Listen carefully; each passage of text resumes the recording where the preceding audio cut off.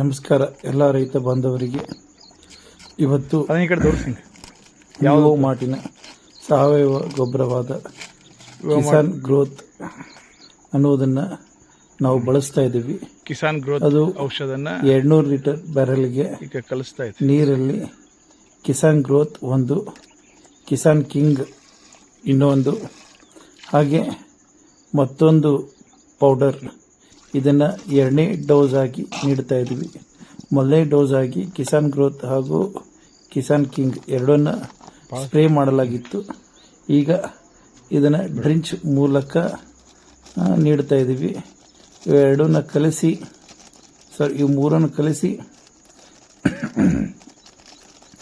ನಾವು charger pump ಮೂಲಕ ಕಬ್ಬಿಗೆ ನೀಡ್ತಾ ಇದ್ದೀವಿ. ಇದು ಮಣ್ಣಿನ ಫಲವತ್ತತೆಯನ್ನು ಹೆಚ್ಚಿಸುತ್ತದೆ ಹಾಗೂ ಕಬ್ಬನ್ನು ಇಳುವರಿಯನ್ನು ಹೆಚ್ಚಿಸುತ್ತದೆ ಎನ್ನುವಂಥ ಒಂದು ಅಂಶದಿಂದ ಇದನ್ನು ಬಳಸ್ತಾ ಇದ್ದೀವಿ. ಮುಂದೆ ಇದು ಯಾವ ರೀತಿ ರಿಸಲ್ಟ್ ನೀಡುತ್ತದೆ ಅನ್ನೋದನ್ನು ನಾನು ನಿಮಗೆ ನಮ್ಮ ಕೊನೆಯಲ್ಲಿ ಇದನ್ನು ತಿಳಿಸ್ತೀವಿ. ಎಲ್ಲರೂ ಬಡ್ಡಿಗೆ ಇದನ್ನು ಪ್ರೋತ್ಸಾಹಿಸಿ.